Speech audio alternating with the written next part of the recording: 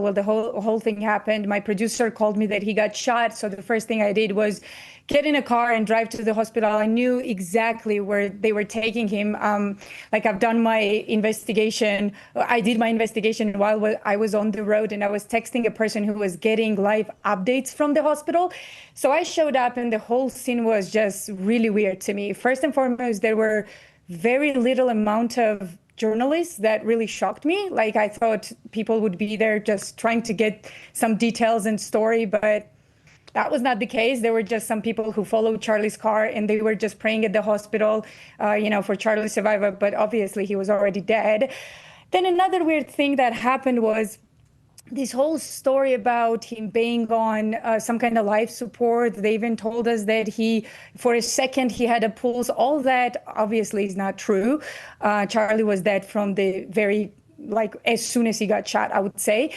And another thing is, I had this strategy that I wanted to maybe try out. I have a private detective that I work with from New York. He's very experienced. He was there during mafia days in New York, so he knows what he's doing.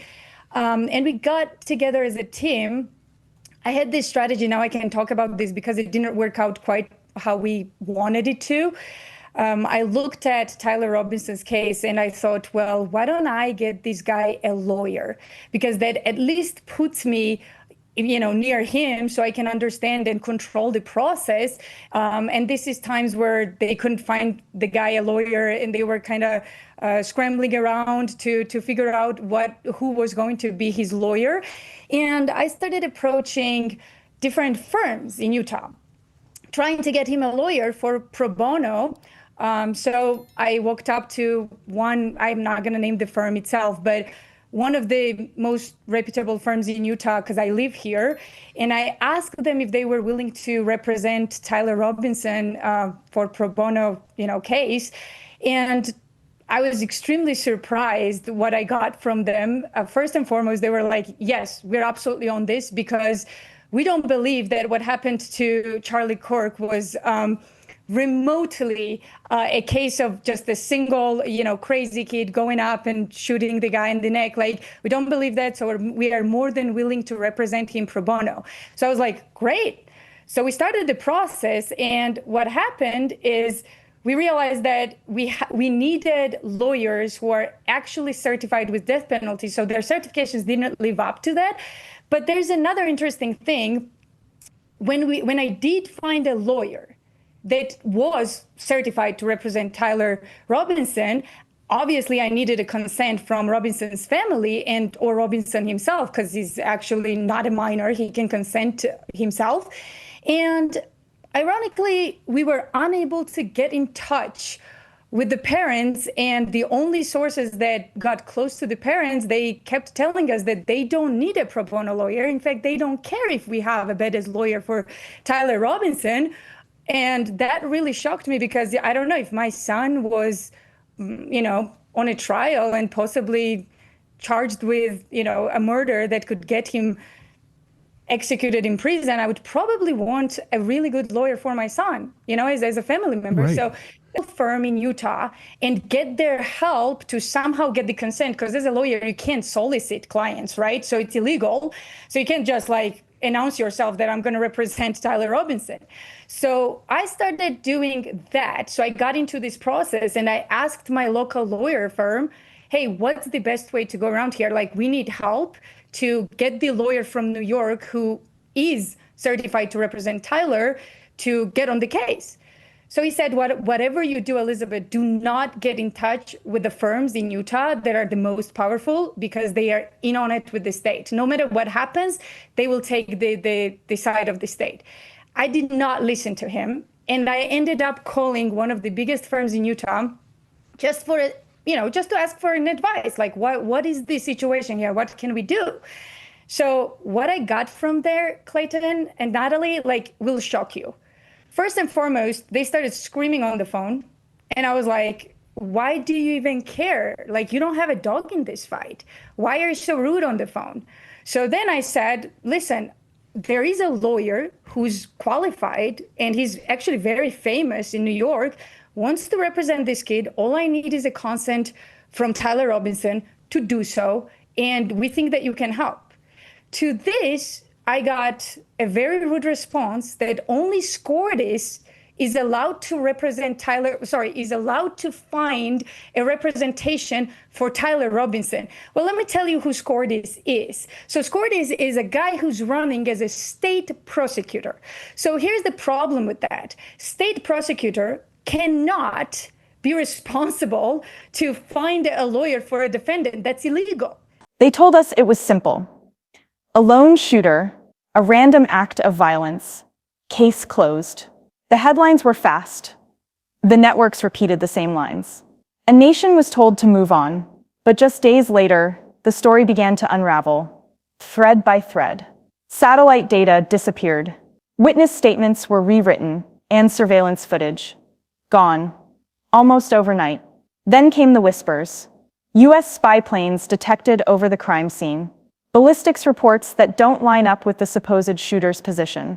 And a kill shot that even seasoned military experts say is impossible to replicate from the angle we were told. Eyewitnesses who spoke up, silenced. Journalists asking questions, threatened or removed.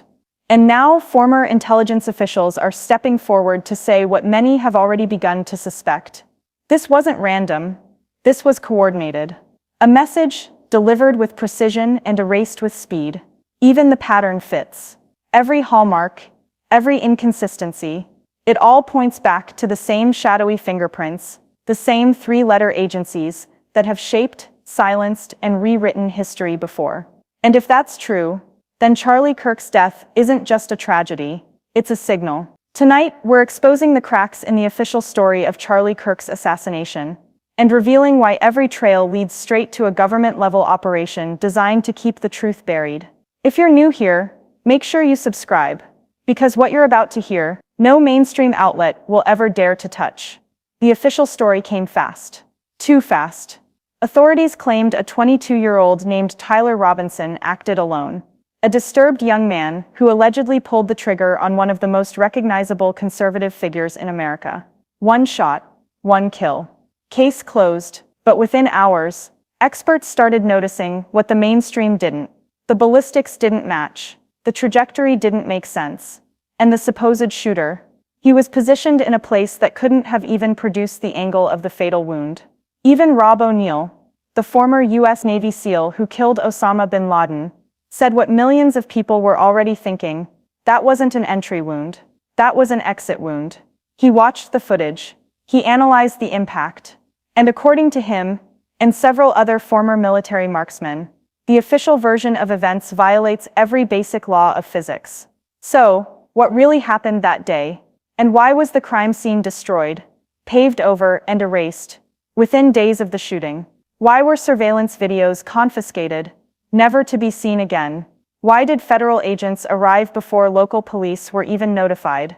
And perhaps the biggest question of all, why is no one asking these questions anymore? Tonight, we'll piece together the evidence the media buried. We'll follow the timelines that don't add up, and we'll hear from the insiders, people who've risked their careers to say that this assassination looks less like a crime of passion and more like an operation. Shift tone, lower, suspenseful. An operation meant to silence, to divide, and to remind anyone watching what happens when you challenge power. Stay with me, because the deeper we go, the clearer it becomes. Charlie Kirk's death wasn't an accident of circumstance. It was a message, and it was delivered with military precision. To understand what happened that day, we have to look beyond the headlines, beyond Utah, beyond even the borders of the United States. Because according to retired Air Force Colonel Towner Watkins, a man who exposed NATO's secret post-war terror operations, what we're seeing isn't new. It's a pattern, a formula, a psychological weapon known as the strategy of tension. It's a simple but devastating principle. Keep the population divided, keep them afraid, distract them with chaos, while power consolidates in silence. When people talk to each other, they find common ground. When they find common ground, they unite. And when people unite, they become impossible to control. That's why division is the ultimate weapon. Race, politics, ideology. The more fragmented a nation becomes, the easier it is to. Colonel Watkins believes Charlie Kirk's message and his movement threatened that system of control. Because for the first time in years, Kirk wasn't just talking politics. He was uniting people across them. He was connecting students, veterans, believers, skeptics, people who were supposed to hate each other, and showing them that they had more in common than the system wanted them to believe. Slow, dramatic tone. And in the world of intelligence, unity is dangerous. That's why this assassination, Watkins says, carries every hallmark of a deep state operation. The timing, the location, the media silence that followed. All of it, a textbook execution of controlled chaos. The strategy of tension doesn't just create fear, it manufactures it. It doesn't just silence voices, it replaces them. And when the truth becomes a threat, the truth tellers become the targets. The deeper investigators dig, the stranger it becomes. Evidence disappears. Timelines shift. Questions multiply. Security footage from nearby buildings, gone within days. Official statements contradict each other, rewritten almost overnight. And the entire scene where the nation's attention had frozen for a few brief hours was cleared and repaved before many journalists could even arrive. For seasoned investigators, that kind of speed is its own red flag. When a site is sanitized too quickly, every clue that could clarify what really happened vanishes with it. Fibers, fragments, ballistics data, digital timestamps. Even the emergency response raised eyebrows. Veteran medics reviewing the tape noticed hesitation, confusion, missed steps, signs that either panic took over or key protocols were ignored. Why? Lack of training, poor coordination, or simple chaos in a moment of shock. Whatever the reason, that confusion became fertile ground for rumors, speculation, and doubt. Once a crime scene loses its transparency, it also loses the public's trust. And from that point on, truth has to fight for air. Whether it's incompetence, haste, or something darker, one fact remains. Every erased detail leaves behind only questions. And in any investigation, unanswered questions are the loudest kind of evidence. If the physical evidence raised eyebrows, what came next only deepened the mystery. The legal side of the case. From the very start, the defense process was tangled in confusion. Attorneys appeared, disappeared, and reappeared again. Paperwork changed hands faster than anyone could track. And public records requests were met with long delays or heavy redactions. To outside observers, it felt less like justice unfolding, and more like bureaucracy closing in on itself. Each motion, each appeal, seemed to vanish into silence. Reporters who followed the trail described it as a legal maze with no exit. The accused waited in custody as deadlines shifted, and hearings were postponed. Family members spoke of not knowing who to contact or what came next. And for the public, the only thing certain was uncertainty itself. Legal analysts say this isn't unusual when a high-profile case collides with public pressure and conflicting jurisdictions. When scrutiny is intense, institutions often retreat, statements become careful, access tightens, and every word is weighed against possible fallout. But to the average citizen watching from a distance, it can look very different. It can look like the system protecting itself. In any society, trust in justice depends on transparency.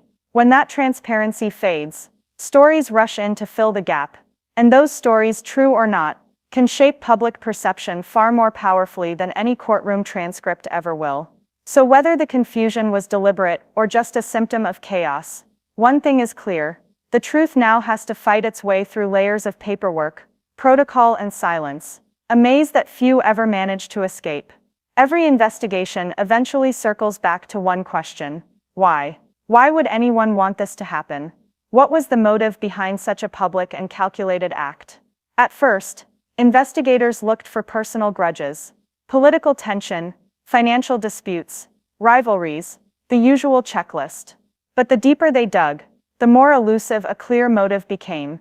The accused had no record of violence, no credible history of threats, no traceable connection to the victim that could explain a spontaneous attack. So analysts turned their attention outward, to the environment surrounding the event. Recent controversies, heated public debates, and online conflicts had built a climate of hostility that could have ignited anyone on the fringes. Some suggested that rhetoric, not reason, might have pulled the trigger. Still, Others believe the motive lies beyond individuals, buried within systems, interests, or narratives larger than any one person.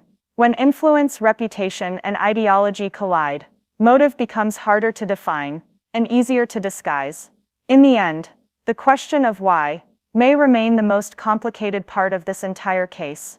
Because sometimes, the motive isn't just hidden, it's shared across institutions, shared through silence, and shared in the parts of the story that never make it to air. When the dust settled, there were no clean answers, only fragments, a timeline with missing hours, evidence that changed hands too many times, and a public still asking the same questions. Months later, in the days that followed, the conversation shifted from who pulled the trigger to what the story revealed about power, control, and truth itself.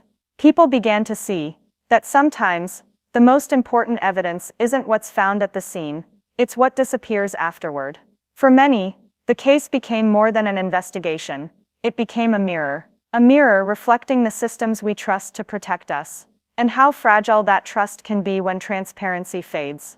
Journalists moved on to new headlines. Officials issued final statements. But for those who were there, and for the millions who watched from a distance, the unease never really left.